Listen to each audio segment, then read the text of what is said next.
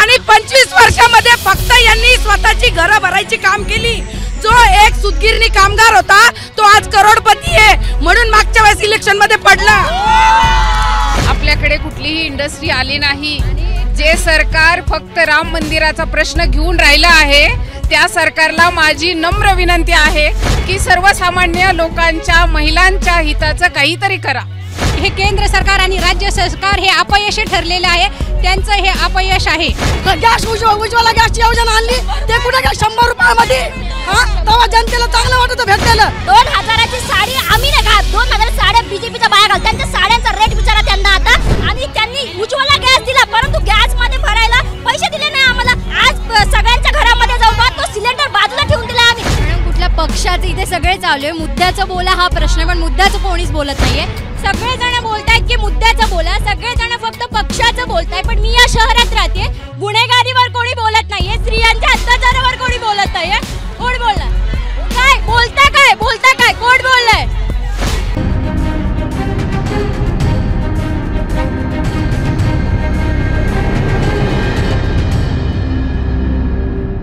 नमस्कार, मी डॉक्टर कविता राणे। मुद्द्याचं बोला या आमच्या विशेष कार्यक्रमामध्ये आपल्या सगळ्यांचं स्वागत। मुद्द्याचं बोलाचा आजचा एपिसोड आहे छत्रपती संभाजीनगरमध्ये। मराठवाड्याची राजधानी असलेलं हे शहर मराठवाड्यातलं सगळ्यात मोठं शहर म्हणून याच्याकडे पाहिलं जातं। उद्योगधंद्यांचा एक मोठं हब म्हणून पाहिलं जातं। बरेच मोठमोठे कारखाने, MIDC याच शहरामध्ये गेल्या अनेक वर्षांपासून या शहराच्या विकासामध्ये हातभार लावत आहेत। मात्र तरीही या शहराचे विकासाचे प्रश्न सुटलेत का?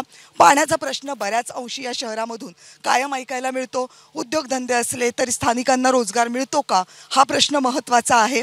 आणि याशिवाय अनेक महत्त्वाचे प्रश्न कायमच या शहरातून निर्माण होत असतात। इम्तियाज जलील सध्या या मतदारसंघाचं प्रतिनिधित्व करतात। शिवसेनेचा मोठा गड अवघ्या मराठवाड्यातला औरंगाबाद हा मानला जात होता। 4 वेळा शिवसेनेचे खासदार इथून निवडून आले होते। मात्र त्यानंतर इम्तियाज जलील 2019 साली या मतदारसंघातून निवडून आले आणि तेव्हापासून शिवसेनेकडे पुन्हा एकदा हा मतदारसंघ खेचून घेण्यासाठी रस्सीखेच सुरू झालेली आहे। आणि शिवाय गेल्या काही वर्षांमध्ये, गेल्या काही महिन्यांमध्ये महाराष्ट्रामध्ये ज्या राजकीय घडामोडी घडल्यात त्याचा मोठा परिणाम या मतदारसंघावर पाहायला मिळतोय। काय आहेत या मतदारसंघामधले महत्त्वाचे मुद्दे जाणून घेणार आहोत, पण आज एका विशेष कार्यक्रमातून। कारण आज मुद्द्याचं बोला हा लेडीज स्पेशल असणार आहे, महिलांसाठीचा स्पेशल असणार आहे। त्यामुळे आज या कार्यक्रमामध्ये मुद्दे मांडणार आहेत फक्त महिला। सर्वसामान्य महिलांपासून सुरुवात करूयात, त्यांचे काय काय महत्त्वाचे मुद्दे आहेत। पहिला तर ॲज अ छत्रपती संभाजीनगरची नागरिक म्हणून पहिला प्रश्न हाच आहे की गेली कित्येक वर्षापासून आमचा पाण्याचा प्रश्न नाही मिटलेला। तर पाण्याचा प्रश्न जो कोणी खासदार चांगल्या पद्धतीने मिटवेल, मला वाटतं की त्याचं काही का पण नाही मिटू शकला एवढ्या वर्षांमध्ये। एवढ्या वर्षामध्ये शिवसेना होती, राष्ट्रवादी होतं किंवा BJP होतं, पण ह्या कुठल्याही सत्ताधाऱ्यांनी म्हणजे मी तर जसं 30 वर्षापासून या शहरात राहते, मी असं ऐकत आले की समांतर जलवाहिनी येणार आहे। अजून तरी माझ्या भगिनींना 15 दिवसाला एकदा पाणी भरावं लागतंय आणि तो मानसिकदृष्ट्या खच्चीकरण करणारा प्रश्न आहे की जर माझ्या येतं ते पाणी पण अशुद्ध आहे। आणि पाणी तर अशुद्ध असू द्या, पण ते किमान रोज तरी यायला पाहिजे, 2 दिवसाला तरी यायला पाहिजे, 3 दिवसाला, 15 दिवसाला जर पाणी येत असेल तर ते मी 15 दिवस कसं टिकवून ठेवायचं, हा खूप महत्त्वाचा आणि कळीचा मुद्दा आहे। आणि हा अगदी जीवनावश्यक मुद्दा आहे, ज्या मुद्द्याकडे गेली अनेक वर्ष दुर्लक्ष होतं। आणि ज्या दिवशी पाणी येतं त्या दिवशी नेमकं दुपारी येणार, वेळ टाइम कधीच त्याचा फिक्स नसतो। त्यामुळे काय होतं माहिती का, कोणी वर्किंग वुमन आहे, बाहेर जाणारे वुमन आहे, त्यांनी कधी भरायचं पाणी? टाइम जर फिक्स असेल तर ती कमीत कमी सुट्टी घेऊन तर काम करेल ना। हां, बाकीच्या महिलांचं काय प्रश्न? जसं की मी आता भगिनींचं ऐकलं की पाण्याचा प्रश्न हा सुटलेला नाही आहे, कुठलंही पॉलिटिकल इथे सत्ता जरी आली तर। पण मी एक सांगते, ज्या दिवशीपासून महायुतीचं सरकार आलं आहे ना, आमच्या N1चा सिडको भागातला तर हा प्रश्न मिटला आहे, पाण्याचाही मिटला आहे। कारण हे राजकारण फक्त पक्षाचं नाही आहे, हे विकासाचं राजकारण आहे, म्हणून आम्ही सत्तेत आहोत। N1 हा भाग अतिशय श्रीमंत लोकांचा भाग आहे। कुठल्याही म्हणजे कुठल्याही एरियात जा तुम्ही, कुठेही पाण्याचा प्रश्न मिटलेला नाही। इथं सगळ्या महिला उभा आहेत, त्या सांगतील तुम्हाला की जनसामान्य हो नाही, पाण्याचा प्रश्न खूप मोठा आहे औरंगाबाद शहरामध्ये, नगर शहरामध्ये खरंच खूप मोठा आहे. आणि त्यासोबतच कचऱ्याचा प्रश्न सुद्धा खूप मोठा आहे. कचऱ्याची व्यवस्थित विभागणी केली जात नाही. ओला कचरा सुका कचरा हा नेहमी एकत्रच पाहिलेला दिसून येतो. आणि जरी कचरा मधून जे निर्मिती जे प्रकल्प 2 ठिकाणी आता आहेत पण तेही सुरळीतपणे व्यवस्थित सुरू नाही आहेत. ओके, हां बोला. मॅम, छत्रपती संभाजीनगरमध्ये खरं तर पाण्याचा प्रश्न आहे. मी उद्धव बाळासाहेब ठाकरेची एक शाखा संघटिका आहे. ज्यावेळेस आमच्या आदरणीय खैरे साहेबांनी समांतर लाईन ही आणली होती, शहरात जर सर्वांना पाणी मिळेल आणि हा शिवसेनेचा उदो होईल म्हणून हा बीजेपी सरकारनं तो डाव हाणून पाडलेला आहे. आणि पण 4 वेळा तुमचे खासदार होते ना, मग का नाही झालं? लाईन आणली होती ती पैठणहून लाईन आणायची 20 वर्ष लाईन आता आणली. प्रयत्न तर केला ना मॅम, प्रयत्न तर केला त्यांनी, पण हा प्रयत्न आता घरोघरी जर पाणी जर मिळालं तर हा शिवसेनेचा विजय होईल म्हणून बीजेपीच्या लोकांनी हा डाव हाणून पाडलेला आहे. पटतंय का? प्रयत्न केले, नुसते केले. आमच्या नेत्यांनी पाठपुरावा केलेला आहे. आमचे अतुलजी सावे असो, आमचे खासदार कराड साहेब असो, नाहीतर संजू भाऊ असो, शिरीषजी असो, सगळ्यांनी या पाणी आणण्यासाठी प्रयत्न केलेले आहे. आले का? येणारच. तुम्ही जाऊन बघितलं, सगळ्या पाईपलाईन बघितल्या तर सगळ्या तुम्हाला दिसतील. काम अतिशय. येणार कधी पाणी? पाणी यायला साधारणतः 1 वर्ष तरी लागेल, पण पाणी येणार आहे. काम चालू आहे. आज देवेंद्र फडणवीसांनी सुद्धा खूप मोठा निधी दिलेला आहे, केंद्राकडनं मोठा निधी आला. हे जनतेचे हाल होते म्हणून 1680 कोटीची योजना आणलेली आहे आणि हे मंजूर झालंय. काम चालू आहे. ते यायला थोडासा वेळ लागेल ना, आणि लागणार आहे. 15 दिवस सांगताय हे चुकीचं सांगताय. कारण प्रत्येक ठिकाणी काय चुकीचं सांगताय? की पाणी येत नाहीये. 15-15 दिवसाला येत आहे. जवळजवळ प्रत्येक ठिकाणी 5व्या ते 6व्या दिवशी पाणी येत आहे. 5 आणि 6 दिवसांनी पाणी आलं तरी कसं लोकांनी तुम्हाला मान्य करून घ्यावं? नाही, पण पहिल्यांदा पाणी येतच नव्हतं. आता तरी सगळ्यांना पाणी येते. पूर्वी पाणी 1680 कोटीची योजना आमच्या मोदी सरकारने आणलेली आहे आणि पाणी प्रत्येक महिलेला 2 दिवसानंतर पाणी मिळणार आहे. 7 दिवसाला पाणी आहे. हा यांच्या माहितीसाठी सांगते, 55 टाक्याचं काम सध्या चालू आहे. आमचा शिंदे सरकार करत आहे. 15 दिवस आणि 7 दिवस. सगळ्यात मोठी या देशातली सगळ्यात मोठी पाण्याची योजना संभाजीनगरमध्ये सुरू आहे. तरी पाणी नाही. नाही, ती योजना कंप्लीट झाली. 1 वर्षानंतर रोज पाणी.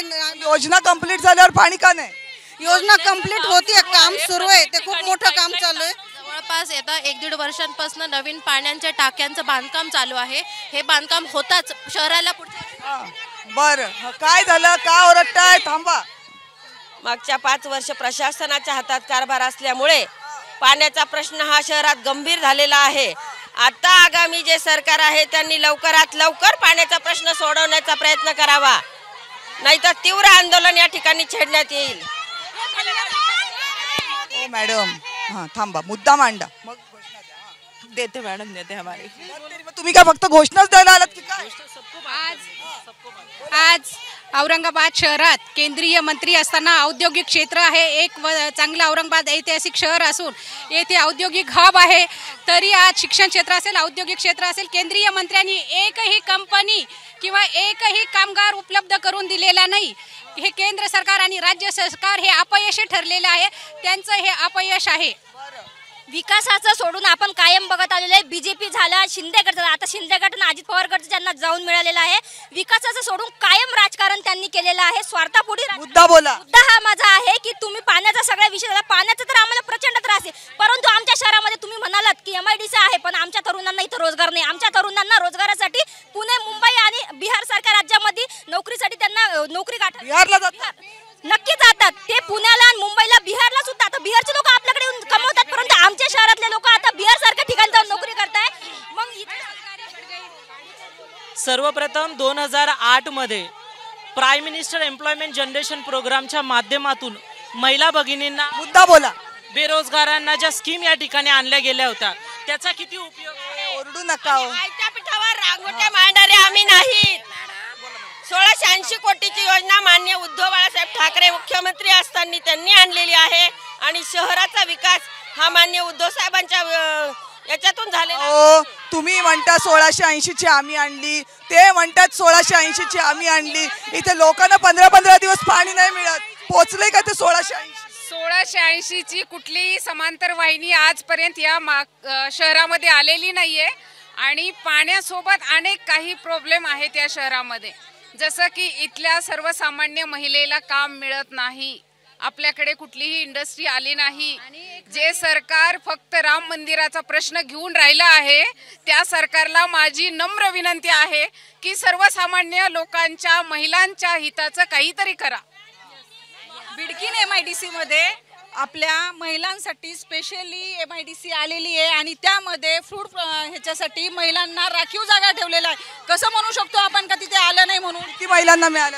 आतापर्यंत तिथे MIDCच तयार झाली नाही, पण पूर्ण तयार झाली आहे. मग तयार नाही झाली तर रोजगार कसे? मला सांगा, जागा जर झाली आहे, तिथं बांधकाम झाले, रोड झाले, लाईट झाले, मग तुम्हाला फक्त रोजगार नाही, फक्त रोजगार म्हणजे कंपन्या आल्या तर रोजगार मिळेल ना. कंपन्यांना महाराष्ट्र शासनाच्या माध्यमातून महिलांसाठी रोजगार उपलब्ध करून देण्यात यावे याच्यासाठी अनेक योजना आलेल्या आहेत आणि याच्यासाठी काम सुद्धा. हो, पण आता बचत गटाच्या पुढे जायला हवं ना. बचत गटावर किती दिवस राहणार? पुढे जाऊन सुद्धा आपला जो वर्ल्ड एक्सपो याच शहरात झाला होता, त्याच्यामध्ये कितीतरी महिलांनी लघु उद्योगातून मोठ्या स्तरावर जावं याच्यासाठी सरकारने इथे योजना करून कामाला दाम देणार हे सरकार आहे. आणि मुख्यमंत्री बरं, मला एक सांगा, काय काय गोंधळ आहे तुमचा? नाही, मी येईन तुमच्याकडे. नुसता कलकलाट चालू आहे, काय कळत नाही कोणी काय बोलते. थांबावं जरा, थांबावं जरा. तुम्ही तुमच्याकडे आली तर तुम्ही भाषण देता, थांबा जरा. हा, मुद्दा असेल तर बोला. सगळे महाराष्ट्रातले उद्योगधंदे गुजरातला चाललेले आहेत. MIDC असून उपयोग नाही. नुसत्या MIDCचं काय लोणचं घालायचं का? जर का सगळे उद्योगधंदे गुजरातला पळून जात असेल तर महाराष्ट्र जनतेने कटोरे घेऊन भीक मागायची का? महानंदा सारखा उद्योगधंदा आज गुजरातला तुम्ही पळवताय. या ठिकाणी मी या धिक्कार करते या मोदी सरकारचा आणि या शासनाचा की सगळे उद्योगधंदे महाराष्ट्रातले ते गुजरातला पळवून नेत आहे. आता माईक धरते, आता बोला. मोदी सरकारला बायको सांभाळता नाही आली, फॅमिली सांभाळता नाही आली, जनता किती सांभाळणार आहे? एवढं संभाजीनगर सगळ्यात महत्वाचं खरं 1680 कोटीची योजना उद्धव साहेबांनी आणली. तुम्हाला 1680 तुमचं जरा थांबा. ते म्हणतात की उद्योगधंदे नुसत्या MIDC आणल्यात, पण त्याच्यातनं सगळे उद्योग चालले गुजरातला.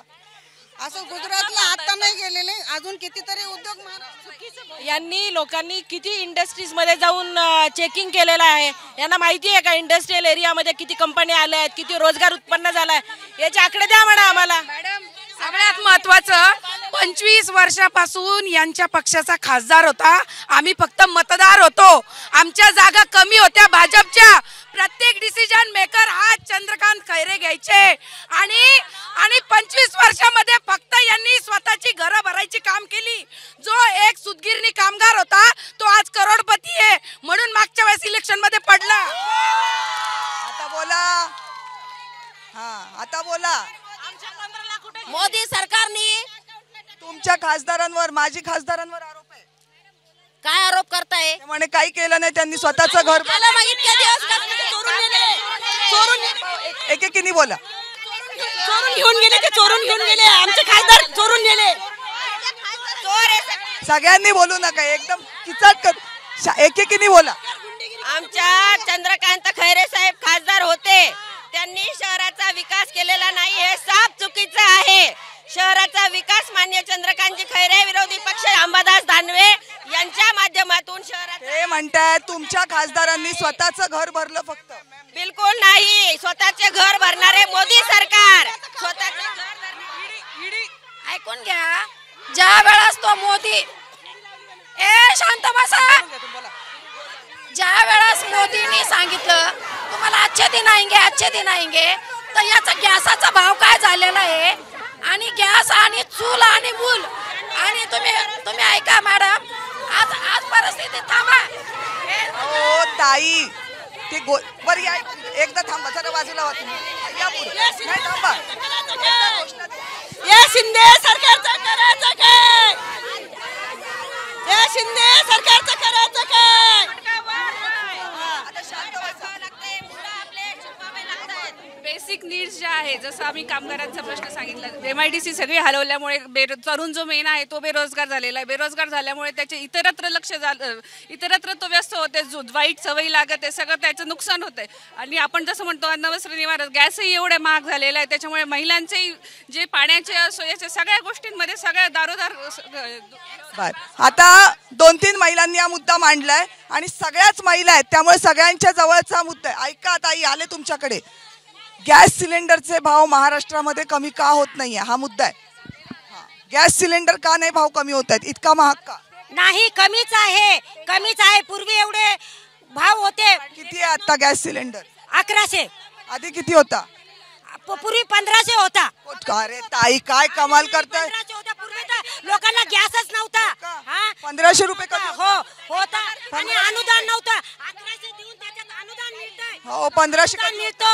1500 कधी होता? काँग्रेसच्या राज्यात 1500 काय कधी होता? काही सांगू नका. नाही. 900ला. आता 900ला गॅस आहे. पहिले 1100ला होता, आता 900ला झाला. आता कमी झाला. 1500 होता. नाही 1100ला होता, आता कमी झाला. आणि 7 दिवसाच्या नंतर 55. पण तुमच्या पक्षांचे झेंडे जर ताई, परवडतो का गॅस? परवडत नाही तर कसं आहे. आता पहिलं 1200ला 1130ला होतं, आता ते 900ला झालं. 900ला. आणि पाणी 7 दिवसांनी येतं. पहिलं पाण्याचं बिल होतं 4050, पण या सरकारने 2000 केलेलं आहे. अहो, तुम्ही 7 दिवसाला पाणी आहे, पण ज्या घर मालकांनी 4-4 मजली घरं बांधले, 3-3 भाडे करून ठेवले, हे सांगत नाही तुम्ही. आणि पाणी कमी येतं. 57 टाक्याचं काम चालू आहे. आता आम्हाला TV सेंटरला नवीन टाक्यावर पाणी. बरं, जाऊ दे. गॅस परवडते काय? गॅस परवडतो का? परवडतो. किती घेता महिन्याला सिलेंडर? आम्हाला काय तर पक्षाचा झेंडा घातला म्हणून परवडतो बोलायचं? नाही, तसं नाही. आम्ही एकनिष्ठतेनेच काम करतो पक्ष, म्हणून गॅस परवडतो. साहेब आले ना तर तेव्हापासून गॅस परवडतो. खूपच काम होत आहे आमच्या मध्ये, रोड वगैरे आता त्रास होतोच. गॅस थोडा नाही ना, आता कोणत्याही गोष्टी होत आहे, पण आता 1100ला होता, 900ला झाला. सगळं परवडतं. महागाई बी तशी झालेली आहे बर का. ती परवडते. गॅस उज्ज्वला गॅसची योजना आणली, ते कुठे काय 100 रुपयामध्ये. तेव्हा जनतेला चांगलं वाटत भेटलेलं. थोडीशी महागाई वाढली की लगेच दिगाना. काय हरकत नाही ना महागाई झाली. तशी कमाई बी तशीच आहे लोकांना. काय हरकत नाही ना महागाई झाली. पगार काय होते आधी तुमची? पगार महागाई झाली, हरकत नाही. जाऊ द्या. गव्हर्नमेंट पगार वाढली, 7वा वेतन आयोग, 8वा वेतन, त्या मानाने गॅस सिलेंडरचे भाव वाढले. आणि हे आंतरराष्ट्रीय स्तरावर आहे मॅडम. 2000ची साडी घेऊ शकता आणि गॅससाठी ओरडतायत. 70 वर्षात सोनिया सेनेनी काय दिलं आपल्याला? चला हा मुद्दा आले. थांबा, ऐका. त्यांचा मुद्दा असा आहे, 2000ची साडी तुम्हाला परवडते आणि गॅस नाही परवडत. त्यांनी समृद्धी महामार्ग. मी मुद्दा काय विचारते, 2000ची साडी आम्ही नाही घालत. 2000 साड्या बीजेपीच्या बाया घालतात. त्यांच्या साड्यांचा रेट विचारा त्यांना आता. आणि त्यांनी उज्ज्वला गॅस दिला, परंतु गॅस मध्ये भरायला पैसे दिले नाही आम्हाला. आज सगळ्यांच्या घरामध्ये जाऊन तो सिलेंडर बाजूला ठेवून दिला आम्ही. आणि 2000च्या साड्या, या सगळ्या बायांनी 2000च्या साड्या घातल्या. आम्ही आमच्या सगळ्यांच्या कपड्याचे रेट काढा, त्यांचे काढा. आम्ही गरीब घरातले. त्यांच्या खात्यावर मोदीजींनी 15 लाख टाकले असेल, त्याच्यामुळे ते 2000 साड्या घालतात. मुद्दा हमारा पूरा डिस्टर्ब हो जा रहा है. मतलब जो हमारा गैस गैस महंगी होने की वजह से गैस महंगी होने की वजह से हमारा पूरा हर महीने का राशन का पूरा जो हिसाब था वो सब डिस्टर्ब हो जा रहा. 2000 किराना इतना महंगा हो गया, घी का भाव 45 से 50 रुपया चढ़ रहा, और राशन की दुकान पे भी राशन गायब हो रहा, और ना मोदी की कोई सब्सिडी आ रही. 2000 बोल के झूठ बोल रहे. हर इलेक्शन के टाइम आवाज कमी, गोंधळ कमी करा.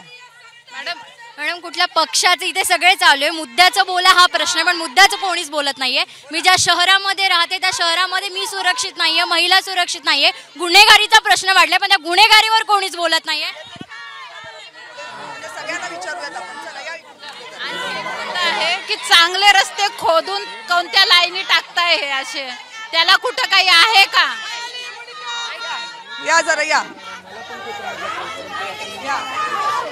आता जरा शांत बसा जरा. ओ ऐका, ओ गॉगलवाला मॅडम, थांबा जरा. तुमच्याकडे मगाशी पण आले होते. थांबा जरा.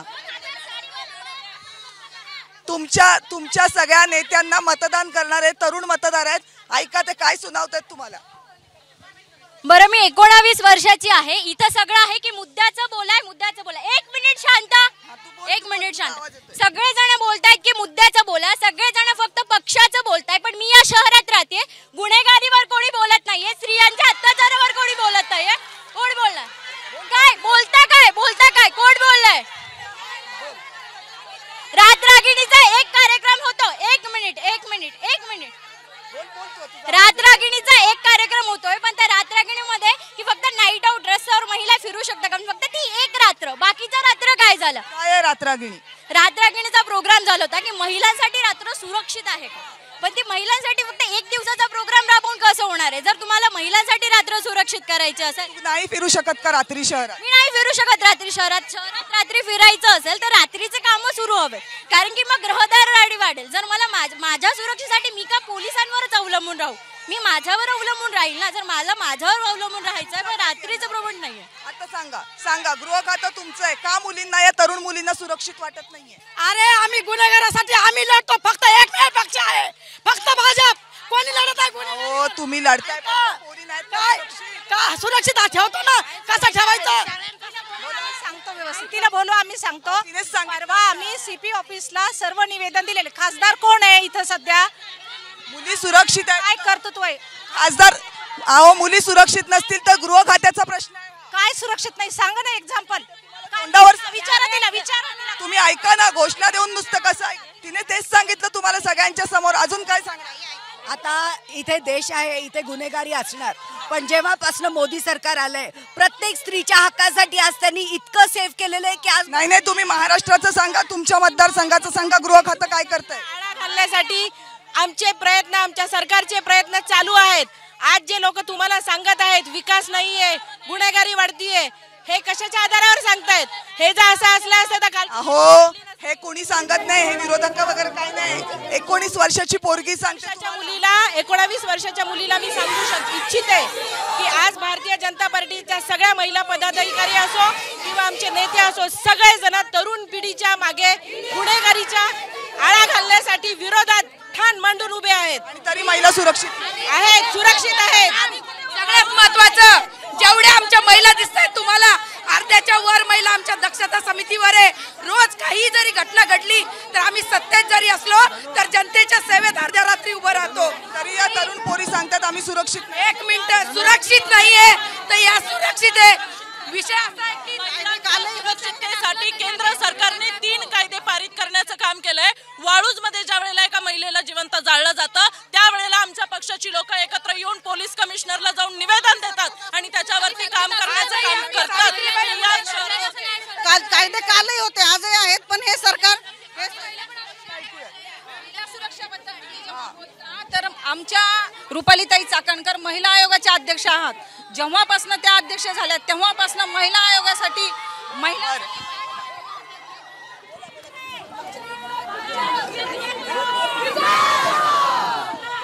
सर्वात प्रथम खरंच महिलांचा हा प्रश्न आहे की महिला सुरक्षित नाहीये.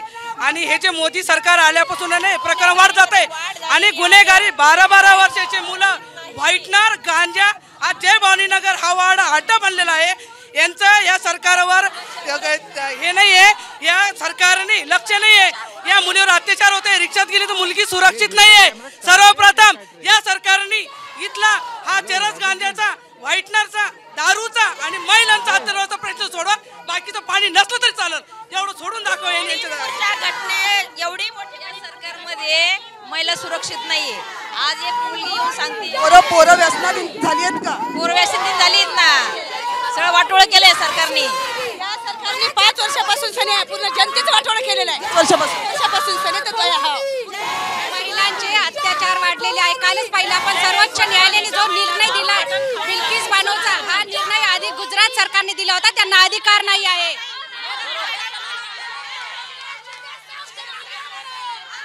काय बाई काय प्रॉब्लेम आहे तुझा?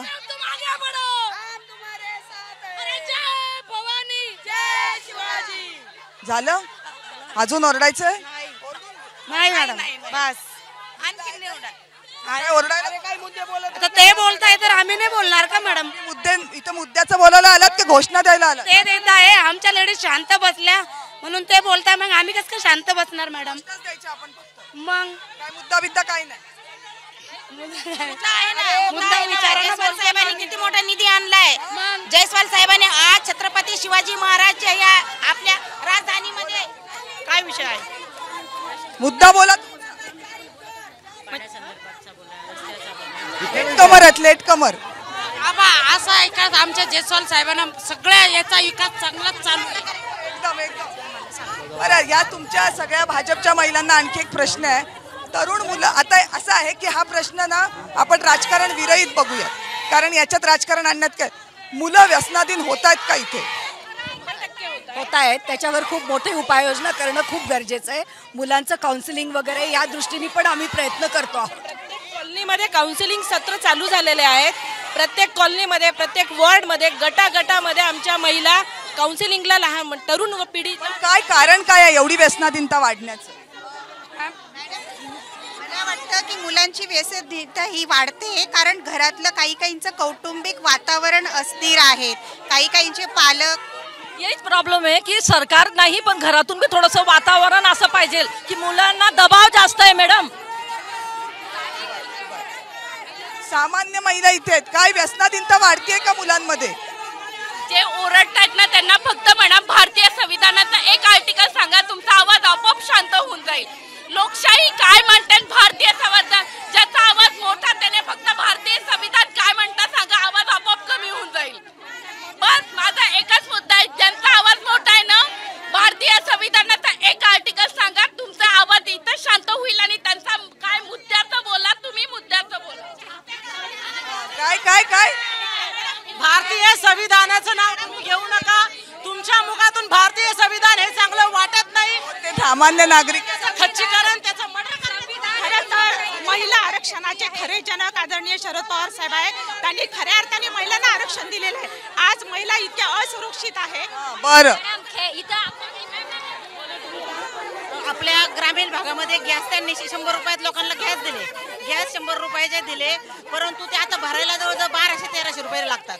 तर 1200-1300 रुपये लोकांकडे गरीब अशी परिस्थिती आहे का त्यांना खायला रेशनिंगचं धान्य देतात. तर 1 किलो अख्ख्या कुटुंबाला 1 किलो तेल आणि 1 किलो गहू हे पुरणार आहे का.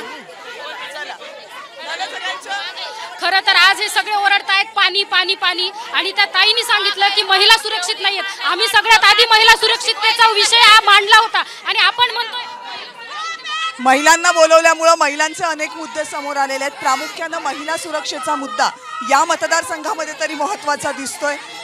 या मुद्द्यावर लवकरात लवकर तोडगा काढावा, मग सरकार कोणत्याही पक्षाचं असू देत. पाणी लवकरात लवकर मिळावं, या महिलांशी अगदी जवळच्या आणि निकटच्या असलेल्या मुद्द्यांना आजच्या कार्यक्रमामध्ये प्रामुख्यानं स्पर्श करता आल्या. सगळ्या महिला या कार्यक्रमामध्ये सहभागी झाल्या, आपापले मुद्दे निर्भीडपणे मांडले. आपल्या सगळ्यांचे आभार या कार्यक्रमात सहभागी झाल्याबद्दल. मुद्द्याचं बोला या कार्यक्रमात आज वेळ झाली इथेच थांबण्याची. उद्या भेटूयात पुढच्या जिल्ह्यात. पाहत राहा.